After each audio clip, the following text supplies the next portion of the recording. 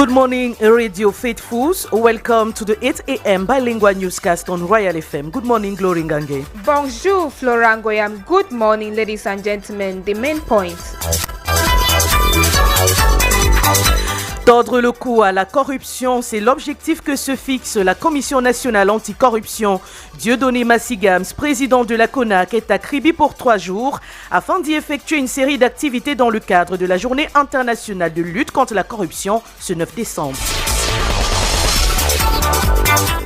End-of-year festivities begins in less than 3 weeks and many are already plunged into intensive preparations. However, with concerns over the continuous surge in the prices of some commodities. Plus, in sports, Cameroon has qualified for the semi-finals of the ongoing Gold Ball AFCON in Egypt. Stay tuned for these and more. Mesdames, Messieurs, merci de préférer Royal FM pour vous informer. Fête de fin d'année, les citoyens ont-ils déjà le cœur à la célébration? Si certains fournissent des efforts pour marquer le coup le moment venu, d'autres par contre n'y accordent aucun intérêt au vu du contexte économique actuel. Reportage Claude Bauken.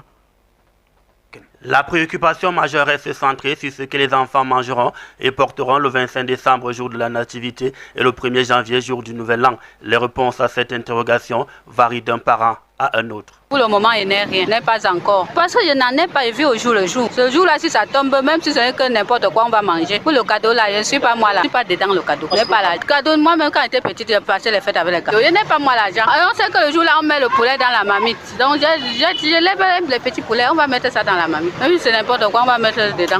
Le mois de décembre reste l'un des mois les plus complexes de l'année au regard des exigences financières qui s'imposent aux parents. Plusieurs progéniteurs, habités par le souci de procurer du bonheur à leur progéniture, ont mené la réflexion autrement. Avec la conjoncture adviendra que pourra, moi particulièrement, je la vis comme ça. Au regard de tout ce qui se passe dehors, on n'a plus le temps durant toute l'année. Si l'enfant a un très beau vêtement qui est gardé quelque part, le jour venu, on voit dans la valise, s'il y a quelque chose de bien, on lui remet ça comme... Voilà. Bon, maintenant au niveau de l'école, il y a des jouets. L'enfant ne sait parfois pas que c'est nous qui déposons pour qu'on le leur remette en termes de Papa Noël. Donc on essaye de faire, n'est-ce pas, à la limite du possible. Cette réaction qui s'appuie sur la conjoncture démontre que les préparatifs n'ont pas la même intensité dans tous les ménages. Et a commencé à préparer les chaussures, les habits pour le moment d'abord. Ce qui est sûr que ce jour-là, on les fait pour plaisir. Les fêtes de fin d'année d'abord dans notre programme de vie, programme qui est dans nos vies déjà. On se prépare comme on peut avec les moyens qu'on dispose, malgré que ça soit difficile. La priorité c'est d'avoir les enfants, c'est ça qui nous préoccupe plus. Parce que nous les grandes personnes là, la fête pour nous c'est chaque jour. Cadeau des enfants, c'est n'importe quoi qu'il fait avec les enfants. Après le mois de septembre, le mois de décembre est l'un des mois les plus récents financièrement dans certaines familles. Claude Bauken, reporter à la rédaction centrale. Dans la suite de l'actualité, ce 9 décembre est Journée internationale de lutte contre la corruption. Au Cameroun, la ville de Kribi servira de cadre aux activités pendant 3 jours. Parmi elles, ces activités, un atelier de formation sur les thématiques se rapportant à la dématérialisation des procédures administratives au Cameroun, l'intelligence artificielle dans la lutte contre la corruption, la cartographie des risques de corruption et la conduite des initiatives à résultats rapides. Les travaux qui seront conduits par le président de la CONAC, Commission nationale anticorruption, le docteur Dieudonné Massigams, est placé sous le thème « S'unir avec la jeunesse contre la corruption, former l'intégrité de demain ». Ce mardi également, à Yaoundé s'ouvrent les activités de l'Assemblée générale de l'ex et Imperium. Les travaux placés sous la houlette du ministre des Postes et Télécommunications, Mined Libom Lilikeng, ont pour fil conducteur cyber-citoyenneté, comment les réseaux sociaux redéfinissent l'engagement politique. En éducation, après la longue attente d'une infrastructure universitaire, Ezeka, dans la région du centre département d'Union Ekele, s'est doté de l'École nationale supérieure polytechnique annexe. Le campus a officiellement ouvert ses portes hier avec le lancement des cours. La leçon inaugurale a été donnée par le ministre d'État, ministre de l'Enseignement supérieur, le professeur Jacques Famdongo. Le membre du gouvernement a par ailleurs salué cette avancée majeure dans le département qui est aussi l'une des promesses du chef de l'État de placer au cœur de son nouveau septennat les femmes et les jeunes. On prend les nouvelles à l'étranger, Tanzanie, où une journée de mobilisation sous haute tension est prévue ce 9 décembre à l'occasion de la fête de l'indépendance. Les jeunes appellent à nouveau à une descente dans la rue pour dénoncer la répression des manifestations qui ont suivi les élections du 29 octobre et exiger le départ de la présidente Samia Suluhu Hassan. Et puis en sport, les forces armées et police FAP de basketball féminin disputent leur troisième et dernière rencontre de la FIBA Women Basketball League. Elles affrontent aujourd'hui au Caire, en Égypte, les Nigérianes de First Bank Ladies dès 10h. Lors de leurs deux premières sorties le week-end dernier, les filles de FAP ont perdu face aux deux clubs mozambicains et kenyans. La suite du journal. Today, December 9th, Cameroon joins other nations worldwide to commemorate the International Anti-Corruption Day.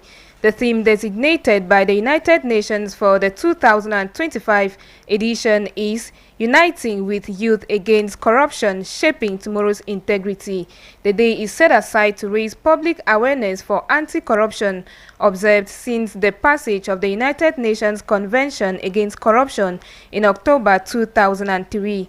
To that effect, the President of the Anti-Corruption Commission, Reverend Dr. Dieudonné Massingams, has previewed a series of activities organized by CONAC from this day till December the 12th, 2025.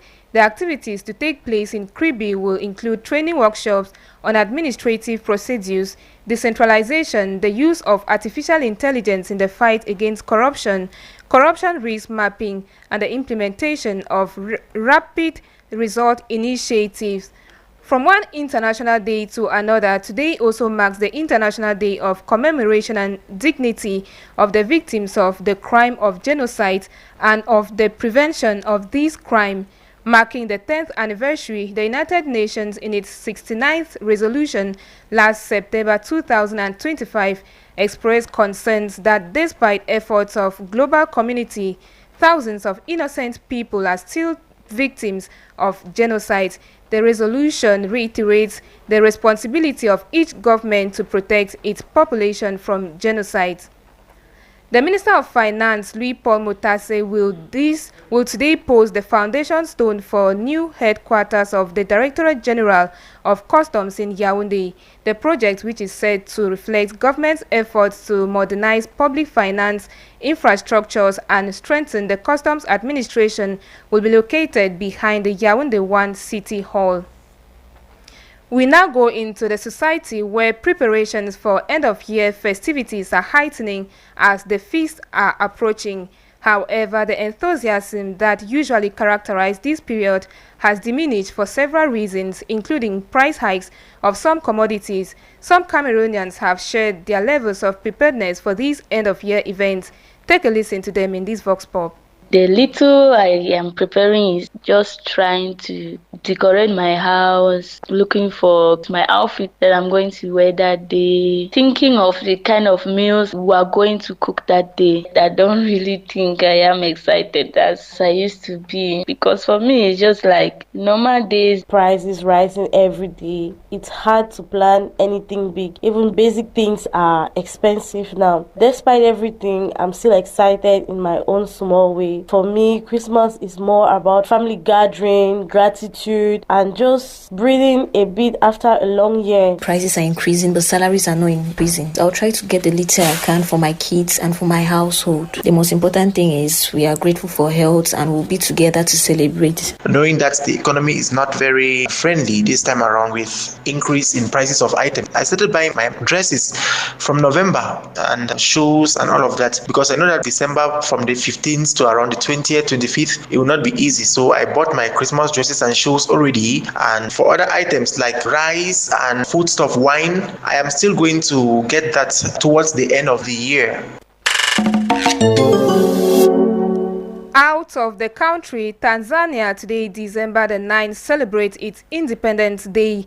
And prior to today's event, many calls have been made for demonstrations to denounce the repression of protests after the October 29th elections, also to demand the resignation of President Samia Suluhu Hassan. Even though authorities have banned the gatherings, the UN and several countries have expressed concerns about the risk of renewed violence in the country. And in sports, Cameroon has qualified for the semi-finals of the ongoing Goalball African Cup of Nations. The indomitable Goalball Lions qualified to the third position despite their loss to Algeria yesterday. In the meantime, Cameroon will face the host nation and title holder Egypt from 10 a.m. today.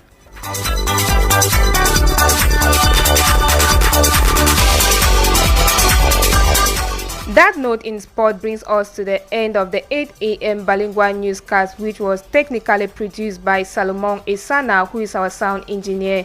Behind the cameras, we have Alain Kwekam, script editing, Anne Kubite Priscille, Abel Bella Samari, editorial coaching, Abel Bella Samari, coordination, the station's manager Roger Kiek, general supervision from the Reverend Pastor Bisai Emmanuel. À the anchor, we have been Glory Ngange and Flo Rangoya. Merci très chers auditeurs pour votre aimable attention. Glory Ngange